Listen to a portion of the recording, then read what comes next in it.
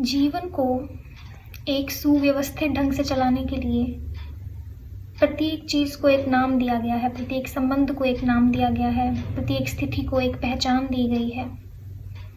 ऊपर नीचे दाएं बाएं माता पिता हर एक संबंध का, हर एक चीज़ का नाम दिया गया है आइडेंटिफाई करने के लिए, जानने के लिए, समझने के लिए, जीवन को आगे बढ़ाने के लिए। यदि आप अपनी कोख से एक संतान को जन्म देती हैं तो एक नया संबंध स्थापित होता है माँ और पुत्र का। यदि एक और संतान को जन्म देती हैं माँ और पुत्री का।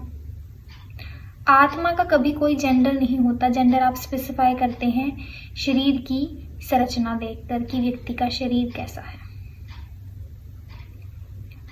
अब हर एक चीज को व्यक्ति को जीवन में बांटना भी पड़ता है। यूं तो रिश्ते अनेक हैं, किंतु हर एक रिश्ते को समय समय पर बांटना पड़ता है। एक माँ को उसका बच्चा उसके पति के साथ बांटना पड़ता है, अपना पति उसे अपनी सास के साथ, अपने पूरे घर परिवार के साथ बांटना पड़ता है। एक पति को अपनी पत्नी अपने बच्चों के साथ, अपने परिवार के साथ बांटनी पड़ती है। प्रत्येक संबंध को बांटना पड़ता है। एक अधिकार जीवन में कभी भी किसी संबंध पे नहीं मिलता, मिलेगा भी कैसे? शरीर माँ ने दिया है और आत्मा जगदम्बा भवानी ने दी है, भगवान ने दी है, आदि शक्ति ने दी है। आप सोचिए, यदि आप किसी संबंध पर एक अधिकार जमा रहे हैं और माँ आ जाए और कहे कि मैं लेके जा रही हूँ, ये ऊर्जा मैंने दी है, ये आत्मा मेरी है, क्या रहेगा आपके पास? केवल शरीर। और जिस शरीर से आप मुंह पाल रहे हैं मिट्टी हो जाएगा एक दिन, और ये भी नहीं पता कि किस दिन होगा, कितनी जल्दी और कितना लेट होगा। जीवन में अस्थिरता रहती ही रहती है। रिश्ते बदलते हैं, मायने बदलते हैं, जीवन बदलता है, आत्मा शरीर बदलती है, संबंध बदलते हैं, भावनाएं बदलती हैं, प्रत्येक चीज बदलती है। कभी भी स्थिरता किसी चीज में नहीं है। देवताओं के जीवन में स्थिरता नहीं रही है। देवलोक पे दानवों ने हमले किए हैं, सबको उखाड़ फेंक दिया बाहर। दुर्गा सप्तशती एक साक्षात उदाहरण है। जब माँ ने रक्त बीज का अंत किया, जब माँ ने दैत्यों का अंत किया, जब देवताओं को उनका राज्य वापस दिया गया। अस्थिरता जीवन में रहेगी ही रहेगी हमेशा। क्या राम भगवान के जीवन में माता सीता से वियोग नहीं था? क्या कृष्ण भगवान के जीवन में संघर्ष नहीं था? क्या भगवान शंकर जी ने माता सती से वियोग नहीं झेला? क्या उन्होंने उनको अपने हाथ में नहीं देखा जलती हुई स्थिति में? जब माता सती हवन कुंड में अपने आप को लेकर बैठ गई थी, जब उन्होंने अपना देह अग्निकुंड में समर्पित कर दिया, तो क्या शंकर जी ने नहीं पीड़ा देखी?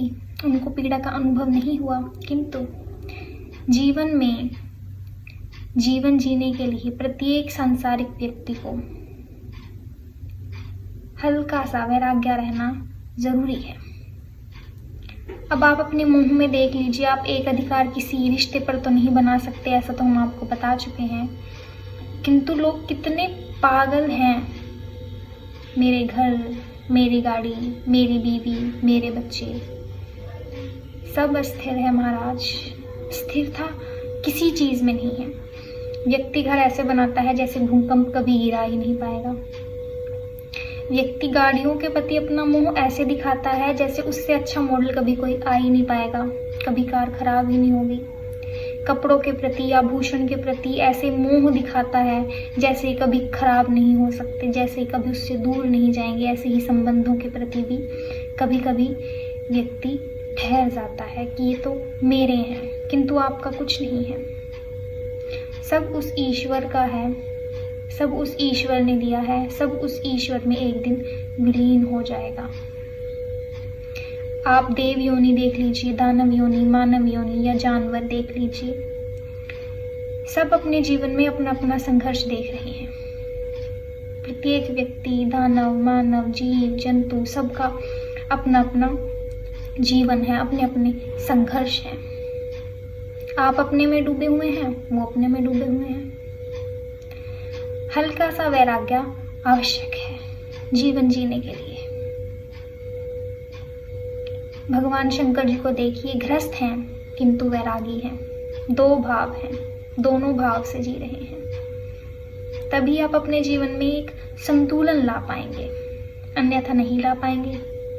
आजीवन विकारों से प्रभावित रहने से उचित है अपने भगवान की तरफ ध्यान दीजिए, अपनी भक्ति से अपने विकारों को दबा लीजिए। केवल भक्ति ही एक ऐसा गुण है जो व्यक्ति के अनगिनत